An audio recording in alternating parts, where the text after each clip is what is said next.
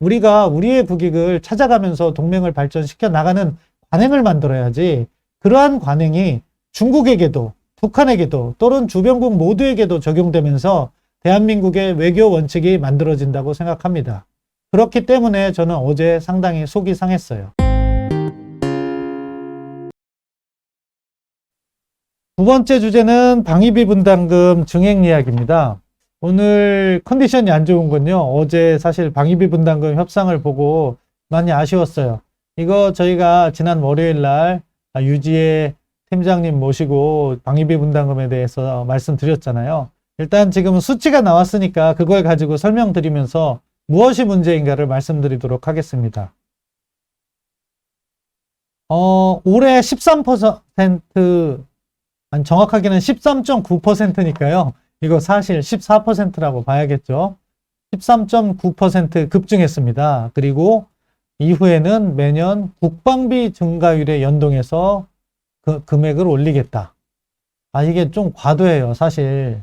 뭐냐면은 그 전에 직전에 다년간으로 협상한 게 9차 협상이에요. 이번 게 11차 협상이었고 10차 협상은 2019년 한 해만을 대상으로 한 거기 때문에 의미가 없다고 보고요.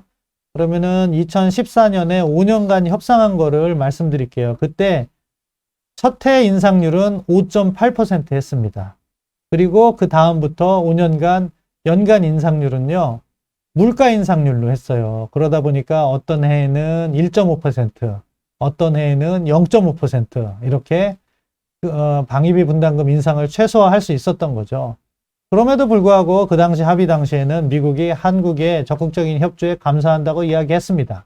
그리고 2014년 이후에 여러 가지 한미 관계에 있어서 불협화음도 일부는 있었지만 잘 관리를 해왔던 것이 사실이고요. 2018년까지. 그런데 지금 협상에서 2014년에 2배도 넘는 거죠. 이거는 13.9%니까 5.8%의 2배라고 하면은 11.6%인데 2배도 훨씬 넘는 겁니다. 그렇게 급증을 했어요. 저는 이 부분은 이해하는 게 있어요. 왜 그러냐면은요, 워낙 지난 행정부, 트럼프 행정부가 방위비 분담금으로서 우리를 압박하다 보니까 첫 해에 많이 인상해 주는 것은 불가피한 측면이 있다. 또 트럼프 행정부하고 잠정적으로 한번 합의를 했었던 것이 13.6%라고 하더라고요. 그러니까 그 틀을 유지하는 것은 어쩔 수 없다. 저는 그 부분은 인정합니다. 그런데 또 13.6도 아니라 13.9로 올린 거는 또 실수라고 보는데, 아무튼 그래도 이거는 인정을 해요. 더 중요한 거는요, 그 다음에 한 번에 이렇게 많이 올려줬으면 그 다음에는 조금만 올려줘도 되거든요. 협상을 하면 이거는 충분히 우리가 명분이 있는 거예요. 그래서 1, 2%로 묶을 수 있는 우리 물가 인상률로 이것을 묶었어야 된다, 그렇게 생각을 해요. 그런데 국방비 인상률로 했잖아요. 그럼 국방비 인상률은 뭐 내년부터 내후년 해서 2025년까지 우리가 국방비를 어떻게 올리겠다는 문서를 매년 발간해요. 그게 국방중기계획인데요. 작년에 발간된 국방중기계획을 보면요, 평균 6.1%를 올리겠다고 했어요. 더 올라갈 수도 있고 덜 올라갈 수도 있습니다. 하지만 그게 기준인 거죠. 그렇다면은 방위비 분담금도 매년 6.1%를 증액하겠다는 거예요. 그러면요, 보세요. 2014년하고 계속 비교할게요. 그때는 5.8%를 올렸고 1년에 1, 2%를 올렸어요. 그러면은 5년 동안 오른 것이 단순 합계로 해도 전체 한 11, 12%밖에 되지 않아요.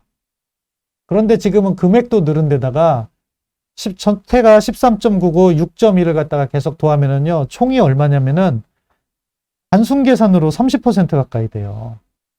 그리고 이게 복리로 계산되잖아요. 복리로 계산되면은 거의 40% 가까이 될 거예요.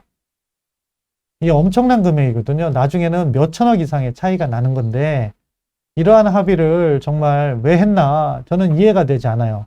13.9%는 동의할 수 있지만 매년 5, 6%에 가까운 증액을 해준다는 것은 있을 수 없는 일이라고 봐요. 여기에서 의견이 많이 갈립니다. 여기에서는 보수적인 학자층에서도 의견이 갈려요. 저는 이 문제를 잘못했다고 이야기하는데 그렇지 않다고 이야기하시는 분도 계세요. 그런 분들은 사실은 한미동맹이 중요하니까 최종적으로 뭐 이런 식으로 인상하면 2025년에는 1조 5천억 가까이 될 수 있다고 하더라고요.